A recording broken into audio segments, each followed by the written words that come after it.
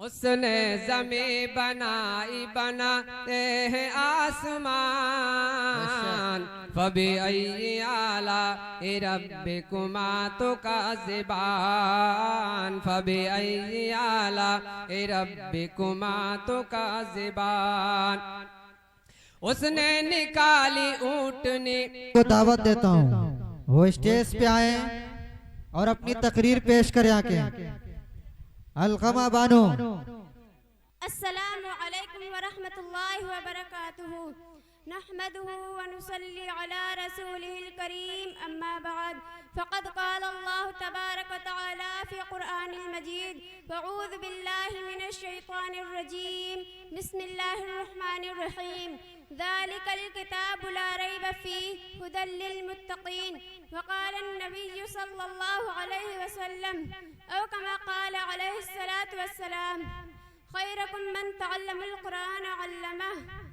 الہی رونق اسلام کے سامان پیدا کر، الہی رونق اسلام کے سامان پیدا کر، دلوں میں مومنوں کے الفت قرآن پیدا کر. صدر محترم، اسٹیج پر رونق افروز بزرگان دین، حاضرین جلسہ، آج کی اس محفل معراج کے اس مبارک اجلاس میں میرا موضوع سخن دنیا کی سب سے پاکیزہ اور مقدس کتاب قرآن پاک ہے.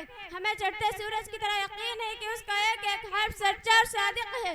وہ قرآن پاک جس کی زبان مقدس، جس کی بیان مقدس اور جو فصاحت بلاغت کا ٹھاٹھے مارتے سمندر ہے، جس کے متعلق ارشاد ربانی ہے کہ قرآن وہ کتاب ہے جس کے صادق اور برحق ہونے میں کوئی شک و شبہ نہیں، اور جس کے بارے میں محسن انسانیت حضور پاک صلی اللہ علیہ وسلم نے فرمایا کہ تم میں سب سے بہتر وہ شخص ہے جو قرآن کو سیکھے اور سکھائے، یعنی حافظ قرآن.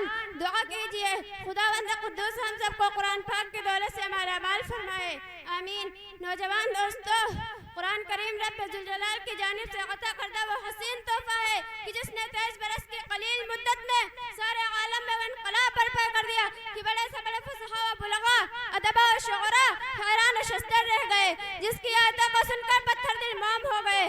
دوستو، یہی وہ قرآن ہے جو رہتی دنیا تک انسانوں کے لئے سراپا ہدایت و رحمت ہے.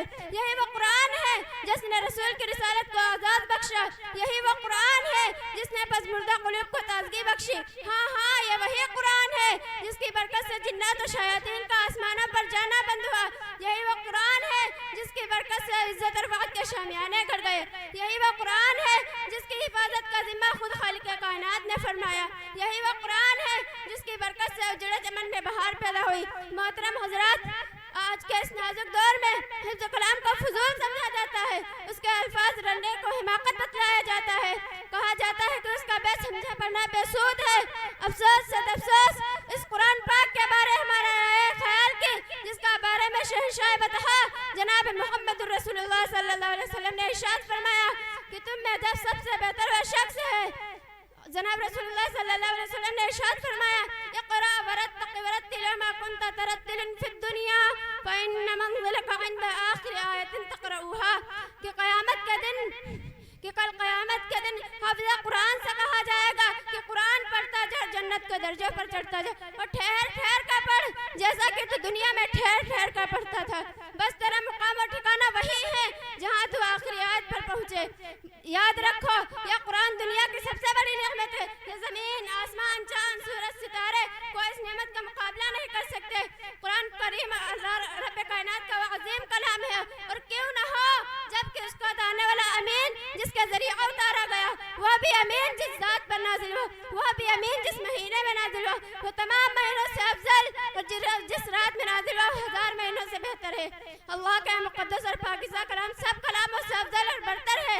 حدیث پاک میں آتا ہے فضل کلام اللہ علی سائر الکلام کفضل اللہ علی خلقہ. اللہ کے کلام کا سب کلاموں پر ایسی فضیلت ہے جیسے کہ خدا تعالی شانہ کا تمام مخلوق پر. اللہ کا دلارا اور خدا کا پیارا نبی ارشاد فرماتا ہے کہ جس نے قرآن کو پڑھا اور اس پر عمل کیا تو اس کے والدین کو کل قیامت کے دن سورج سے بھی زیادہ روشن تاج پہنایا جائے گا. غور کرنے کا مقام ہے کہ والدین کو اس قدر گراں انعام سے نوازا جائے گا تو خود اس پڑھنے والے کے مقام اور مرتبہ کا کیا عالم ہوگا. حضرات، قیامت کا میدان ہوگا، ایسے 10 آدمی جن پر جہنم واجب ہو چکی ہوگی. حافظ قرآن اپنے رب کی بارگاہ میں سفارش کرے گا، پروردگار عالم اس کی سفارش قبول کرے گا اور ان کو اس حافظ برکت سے نجات عطا ہوگی۔ مسلمانوں، قرآن کریم وہ عظیم برکت اور سعادت ہے جو روح خداوندی، مقدم حیات اور سر چشمہ زندگی ہے۔ وہ عرب قوم جو کروٹ نہیں لے سکتی تھی، طاقت قوت سے ایسی لیس ہو گئی کہ جس نے قصیر قصرہ کا غرور خاک میں ملا دیا۔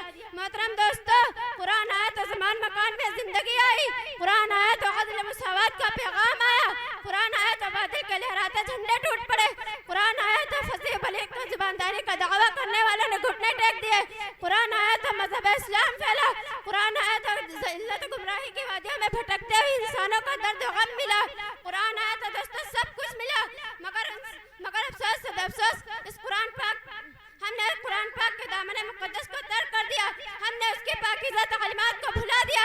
نتیجہ یہ ہوا کہ وہ مسلم قوم کامیابی جس کے آگے بڑھ کر استقبال کرتی تھی، ناکامی اس کا مقدر بن گئی۔